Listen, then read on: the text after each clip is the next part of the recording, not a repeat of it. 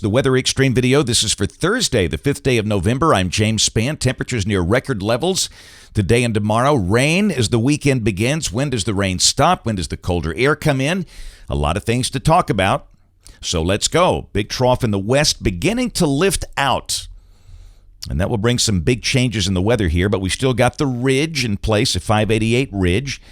We're starting off the day mostly in the 60s, although Tuscaloosa is sitting at 70 as the sun is coming up. We'll expect a high between 77 and 80 for most spots today.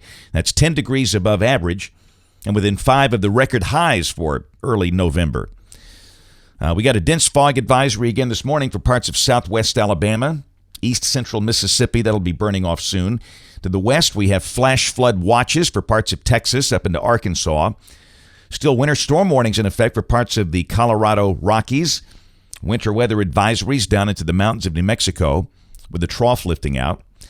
And as that trough comes out, strong storms a good possibility today from the Rio Grande all the way up to near Minneapolis, St. Paul, and Madison, Wisconsin. The higher severe weather risk is the slight risk area around Dallas-Fort Worth and Waco down to the Texas Hill Country, but a marginal risk includes places like Oklahoma City, Kansas City, St. Louis, and Des Moines. Now, tomorrow there is a marginal risk for parts of north and west Alabama. It's not an overwhelming setup for severe weather. There certainly could be a strong storm or two tomorrow afternoon or tomorrow evening. That marginal risk runs all the way from near Morgan City, Louisiana, to Buffalo, New York, and Detroit, Michigan. Then on day 3, which is Saturday, there's a chance of thunderstorms, but no organized severe weather expected as the weekend begins here across the Deep South.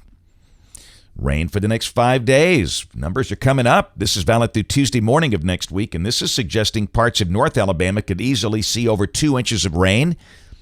A lighter amounts down to the south. The bullseye is between Columbus and Meridian, Mississippi at 4.5 inches. Wow. All right, model fans, let's get in there and take a look. Here we go. This is the 06ZGFS. Today at noon, we'll take it one day at a time. 500 millibars, trough in the west, ridge in the east. Down below that, again, warm, humid November weather. Highs, most spots upper 70s today, but somebody could easily touch 80 where the sun breaks out for a while. Could there be a shower? Yes, this is the HER at 3 o'clock today, suggesting maybe a little better coverage up over the Tennessee Valley, but the chance of any one spot getting wet still relatively low today. And then tomorrow, as the cold front approaches, the rain chances will increase. Now, the surface low is way, way north, up at Hudson Bay in Canada, 973 millibars. The trailing front down to about Little Rock and Austin, Texas. And again, it's going to be warm. Well, maybe some sunshine at times during the day, but rain chances start to increase by late afternoon. This is tomorrow night. The front stalls out. Little waves come along the front. Tomorrow night looks relatively wet for the high school football games. There could be some thunderstorms involved. So just be patient. If there's a 8-mile lightning strike, the game will have to be stopped until the lightning goes away.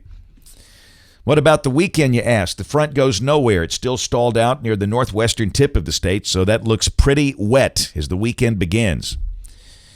And cooler air begins to drop in here. We're not going to be around 80 on Saturday. We'll be in the 60s all day. There could be some thunder, but not a severe weather setup. This is Saturday at 6 o'clock. The front just creeps to the south.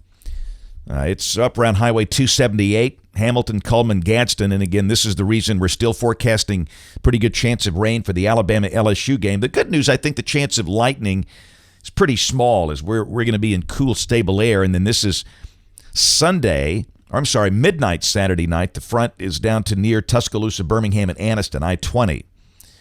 So that, the drier air moving in is going to be a slow process. And then Sunday, we'll see gradual clearing, and any lingering showers will end early in the day. Now, this is the European Saturday evening at 6 o'clock. And again, it shows the front stalled out near the shoals, so rain is likely.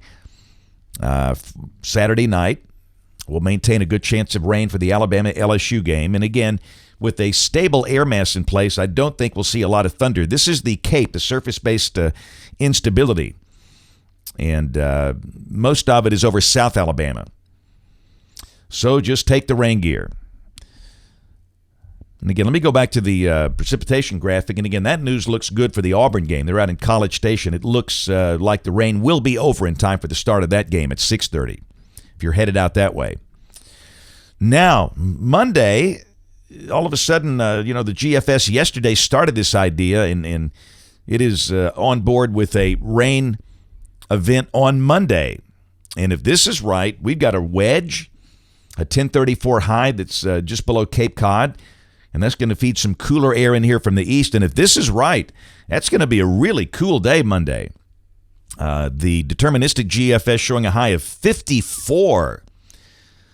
And parts of northeast Alabama could even hold in the 40s all day. And the European is kind of getting on board with this. It's got a 10-12 low down in the Gulf with a wedge from the east up here. And so we're going to adjust the forecast and bring in a chance of rain on Monday and a very cool day with a high only in the 50s. All right, Tuesday, that feature is gone. We're dry.